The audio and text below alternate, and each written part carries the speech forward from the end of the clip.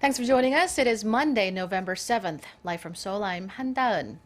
A new week has begun, but the deep problems remain for President Park Geun-hye over the abuse of power scandal engulfing her administration. The presidential office is doing what it can to calm public sentiment, hear various opinions, and accommodate the political party's demands.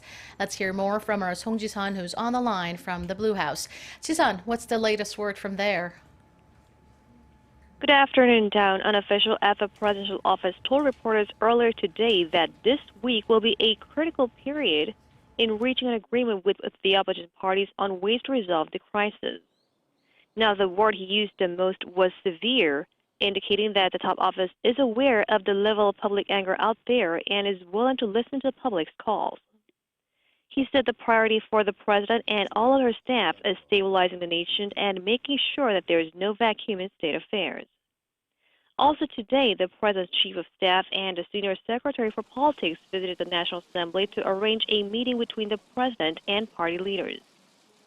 The opposition parties are demanding that the President Park withdraw her nominee for Prime Minister Kim Byung-jun, saying they should be the ones to propose a nominee, while the president is hoping to seek their understanding regarding her choice. The chief aide added that Kim will be granted all the necessary power and authority to carry out state affairs. Another word the official reiterated was communication. Throughout the day, President Park will sit down with senior religious leaders representing Korea's Catholic and Protestant churches to seek their advice, as she pledged in her second public apology last week. After her first public apology, President Park met with civic leaders and the senior commissioners of the ruling Saenuri Party to hear their opinions and suggestions on how to handle the situation. The top office also said there will be more occasions where the president will seek public opinion from other religious leaders and sectors of society. Down. Our Song Ji-sun at the presidential office this afternoon. Thanks. And the internal feud intensifies within the president's ruling Saenuri Party. A Saenuri heavyweight has called on the president to give up her party membership, but the party's decision-making body has rejected his words, possibly setting the party up for a prolonged fight over the Choi scandal. Let's now go over to the National Assembly, where our Ji Myung-gil is standing by. Myung-gil, what can you tell us? At a press conference this morning, Kim Moo-sung, the former chairman of the ruling Saenuri Party and a potential presidential candidate, called on President Park Geun-hye to leave the party to take responsibility for the political uproar caused by the Choi Soon-sil scandal.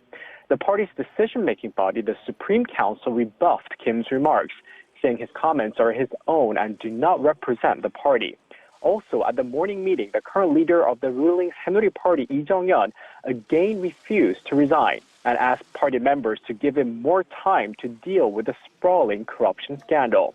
His refusal prompted a member of the party's non-pro-Park faction to resign from the Supreme Council in protest.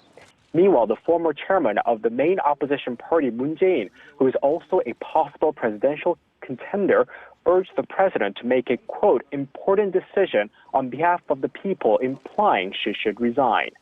Moon said this would be the best way to prevent a vacuum in state affairs and prevent an unprecedented disaster. The opposition parties continued to demand that President Park resign the presidency and suggested they could even launch a campaign to oust her. Dawn? Thank you, Myung-gil. Meanwhile, the probe into the power abuse scandal surrounding the Park Geun-hye administration is expanding. State prosecutors said Monday they've obtained former presidential secretary Chung Ho-sung's cell phone, which contains voice recordings with President Park's longtime confidant Choi Soon-sil. Choi has been arrested on charges that she used her ties to the president to force donations out of conglomerates and that she interfered in state affairs despite holding no official position. Chung, who has served President Park for 18 years, is suspected of passing presidential speeches and classified documents to Choi. Chung and two other top aides, former senior presidential secretary for policy coordination An Jong-bum and the former senior secretary for civil affairs Woo Byung-woo, were questioned Sunday at the Seoul Central District Prosecutor's Office regarding their alleged involvement in the scandal. Turning overseas, with the U.S. presidential election just around the corner, the head of the FBI may have given Hillary Clinton a boost, saying she will not face charges over her use of a private email server, and the case is now closed. Clinton's campaign team says it's glad the matter is resolved. Kim Mo-kyun has more. In yet another bombshell letter to Congress, FBI Director James Comey said on Sunday that the Bureau had finished its review into the newly discovered emails and found nothing to change its original conclusion made in July. Back then, Comey concluded Clinton had been careless but not criminal in handling sensitive material on a private email server while she was Secretary of State. But as he announced last week that the new pertinent emails had been discovered, the issue flared up again and put Clinton's campaign on the defensive.